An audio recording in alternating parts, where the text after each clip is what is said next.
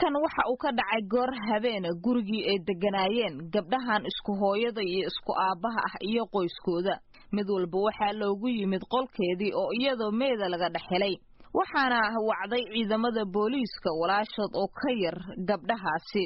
waxaa jirkooda ku yaalay sida la sheegay tooreeyeen gabdhahan oo magacyadooda lagu kala sheegay Asma Cabdiraxmaan iyo Nasiibo Cabdiraxmaan oo labada oo isku xigta ayaa ehelkoodii dadka dariska la ah waxa ay ku sheegeen gabdha aad u da'yar yar isla markaasina ku xirnaa waalidiintood gaar ahaan hooyadood oo ay la nool yihiin waxbarashadooduna ay fiicneed sidoo kalena xagga akhlaaqdoodu ay wanaagsaneed Cabdulqaadir Maxamuud Maalin oo ku magac dheer Ilka Case waxa uu ka mid yahay dadka dariska ay yihiin reerkan dhibaatadu ay soo gaartay gabdhahan Allah u naxariisto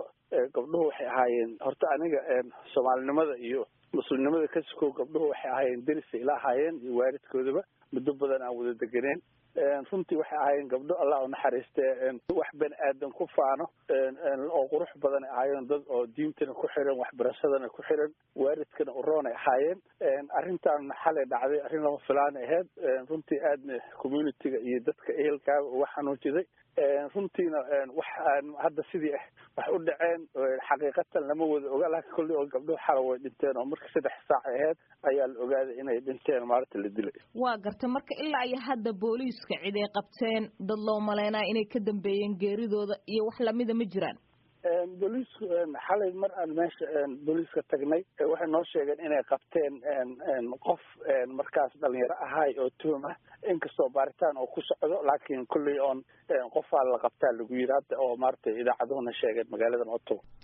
inkastoo aanan lagu dhawaaqin si rasmi ah oo aan la helin cidda ka dambaysa dilka labadan gabdhood haddana falkan ayaa waxaa booliisku ay u qabteen 2 nin oo dhalinyaro ah oo midkood goobta lagu qabtay midka kaleetana dhismaha meelan sidaas uga fogeen ay deganaayeen guud ahaan goobta falkan uu ka dhacay ayaa la xiray waxaana ka socday muddo saacadaha baaritaano booliisku ay wadeen guriga ayaa waalidiinta gabdhahan waxa ay kaga maqnaayeen banaanka marka falkan uu dhacay sidoo ii sheegay Cabdulqaadir Maxamuud Maalin Ilka Case ehelku lama joogin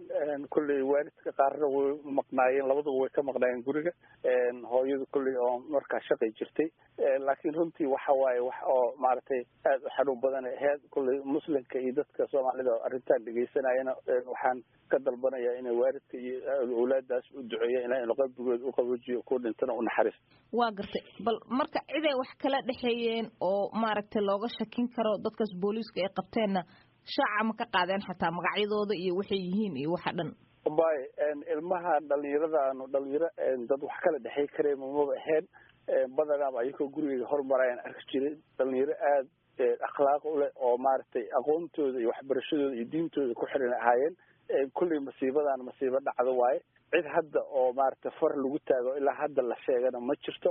kulli xaqiiqadu way soo bixi doontaa laakiin waxaan ku sheegaa gabdhahan marka ay dhinteen labaduba gabar walba gurigeeda qolka ay ka deganeeday ku dhimatay marka inta aan ka maqlay kulli booliisku noo sheegay wadanka Canada 20 sano ugu dambeysay waxaa ku soo badanayay magaalooyin kamid ah falal dambiyeedyada hase yeeshee hadba gobol ayay ku badneed marka la eego sanadkii 9-maadkii ayaa dilalku waxa ay ku badnaayeen Ontario sanadkii 2000 ayaa waxa dilalku ay u wareegeen dhinaca gobolka Alberta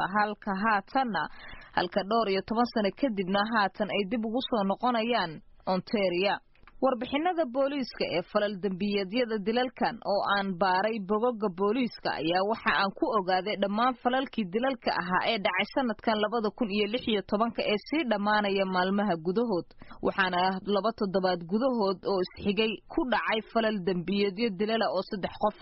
laga soo bilaabo bishii Janaayo 10keedii ee sanadkan bilowgiisii ayaa waxa markaasi oo uu dhintay Maxamed Naji oo ahaa 28 sano ilaa iyo shalay oo ay dhinteen labadan gabdhood ee walaalaha ahaa waxa ay booliisku ku sheegeen warbixintooda in tirada dadka rabshadahan ku dhintay Canada gaar ahaan magaalada Ottawa ay gaarayaan 24 qof ugu yaraan sanadkan dilalka ugu badan ee Soomaalida guud ahaan dalka Canada ayaa salka waxa uu ku hayaa kuwa ay isu geysanayaan dhalinyaro yaryar oo Soomaali ah oo qaarkood iskool dhigta qaarkoodna ay waxbarashadii ka saaqideen kadib markii ay bilaabeen ka ganacsiga maandooriyaha iyo isticmaalka maandooriyaha oo xilliyada qaarkood marka ay xamili waayaan sababta inay geystaan falalka dilalka